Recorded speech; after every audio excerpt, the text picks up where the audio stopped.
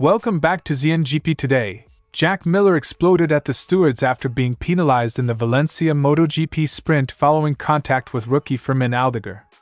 What began as a three-place drop, later converted into a long lap that cost him the same ground, has left the Pramac Yamah rider furious, convinced the punishment was unfair and that MotoGP officiating lacks consistency.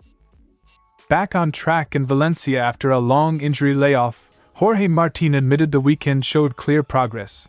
A strong jump off the line and a brief climb into the points in the sprint, but also underlined two hard truths. His body isn't 100% and he's been forced to alter his riding style to suit the RSGP. Now Martín wants the bike to shift back toward him, not the other way around. Bagnaia's difficult 2025 season had another unhappy moment in Valencia when his Ducati ran out of fuel in Q1, leaving him stranded and consigning him to a lowly 16th on the grid. The Italian kept his cool, calling it human error, but the incident compounded a weekend already shaped by setup problems and produced only a 14th place sprint. For Bagnaia the message was blunt: small improvements are welcome, but the bigger mystery of consistent performance remains. Don't forget to click subscribe button and the bell icon for MotoGP news update.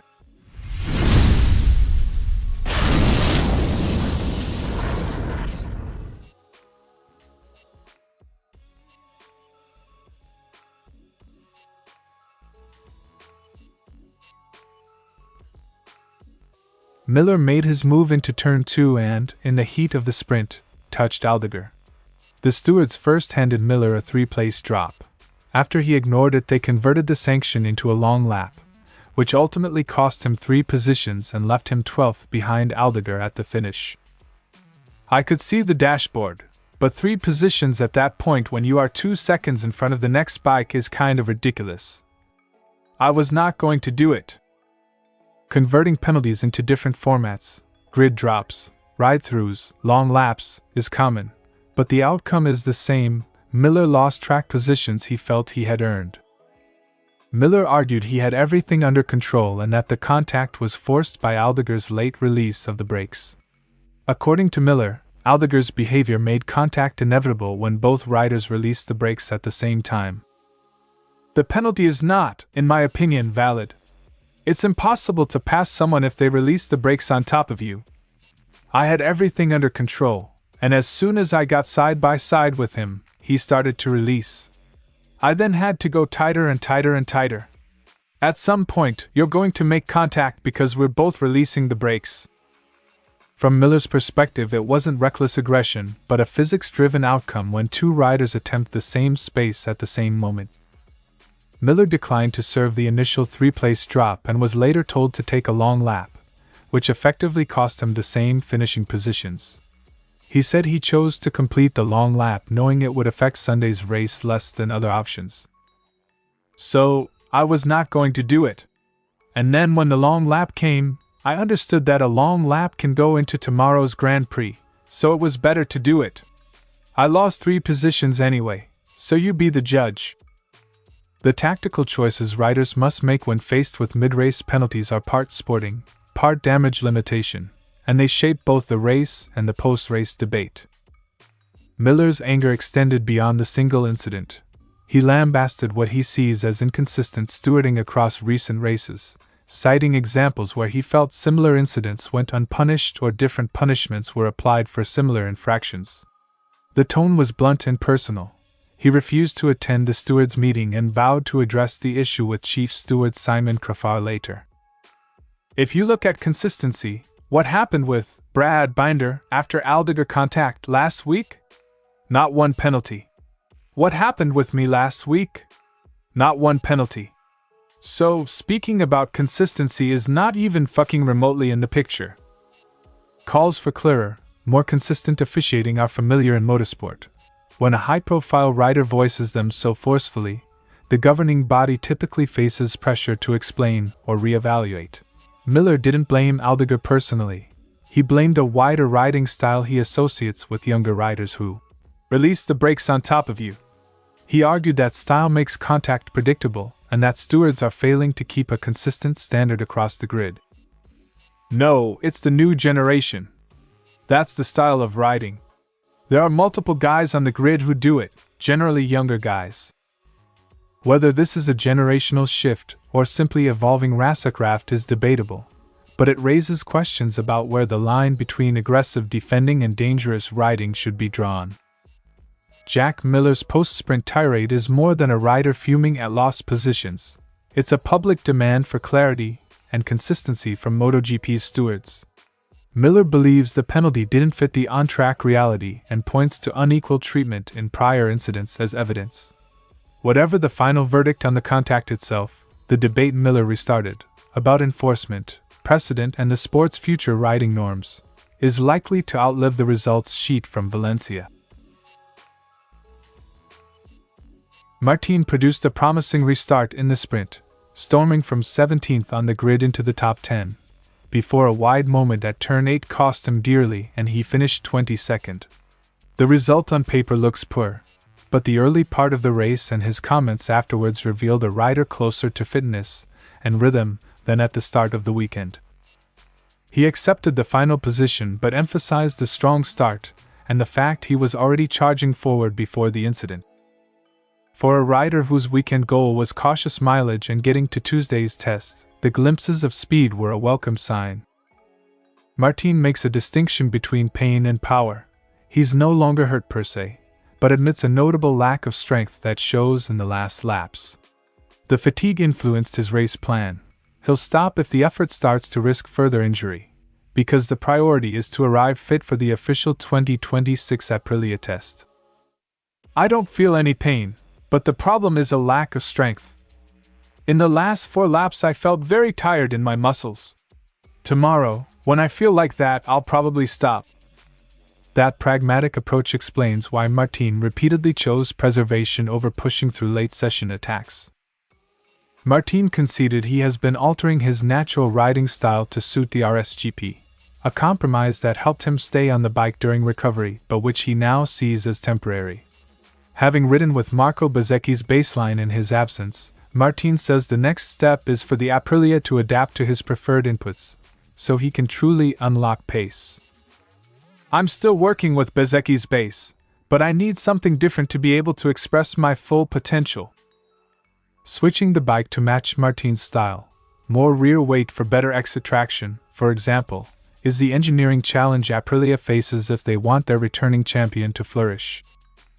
The rider praised the RSGP's front-end behavior, strong braking and turn-in, but flagged corner exits as the sticking point. He wants a setup that places more load on the rear to improve traction and consistency out of corners, rather than constantly reshaping his technique to suit the machine. The front works. The rear needs to be stronger to give him consistent exits and allow him to stop changing his riding style. That's a familiar recipe. Get the chassis to deliver the exit traction the rider wants, and the lap times usually follow. Martín is clear-eyed about priorities. Valencia's race slot is secondary to the Tuesday test and the long-term plan for 2026. He'll accept conservative racecraft, even retiring early if fatigue demands it, to protect his body and ensure meaningful work can be done in the official test session. If continuing risks further injury, he'll pull the plug.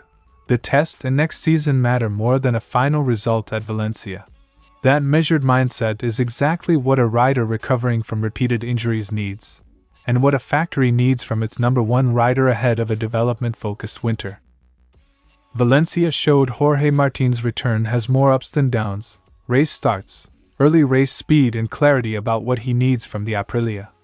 But it also exposed the limits of a rider still rebuilding strength, and the cost of having to bend his natural style. The next step is technical. Get the RSGP to give Martín the rear traction and stability he wants so he stops changing himself, and can instead focus fully on delivering the results Aprilia expects in 2026. Bagnaia looked to have a shot at Q2 after an encouraging morning, but his Desmercedes stalled mid-run when the fuel ran dry.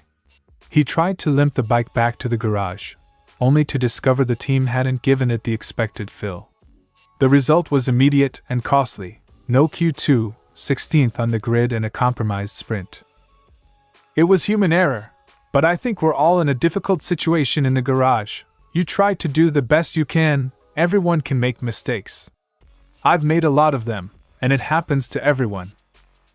An operational slip-up that might have been small in isolation turned into a race weekend setback, and one that underlines how fine the margins are at this level. After the bike stopped, Bagnaia was interviewed by the stewards, initially because he'd slowed and then parked in an escape area, triggering a yellow flag situation. He explained he tried to bring the bike as far forward as possible because he effectively had only one functioning machine this weekend. The bureaucratic chat ended without penalty, but the lost track time was unrecoverable. Even procedural nuances like where you park a stalled bike can matter when every lap counts, and when spares or backups aren't delivering. Starting 16th handicapped Bagnaia in the sprint, where he finished 14th after a race in which overtaking was tough and grip problems persisted. The result wasn't catastrophic in the points column, but it added to a season already littered with mixed weekends and missed opportunities. On tracks like Valencia, tight, technical, hard to pass, a poor grid slot is almost a race sentence. Bagnaia felt that reality in his finishing position. With Pedro Acosta's strong weekend, Bagnaia has now been overtaken in the standings, slipping out of fourth by 6 points. Bagnaia shrugged at the numerical hit, stressing that the team's goals are broader than one place: rebuild feeling and enjoy riding. The sting is real, but he wasn't letting it define his outlook. He accepted the shift in the order calmly. Honestly, it doesn't change anything for me, also because our goal is different.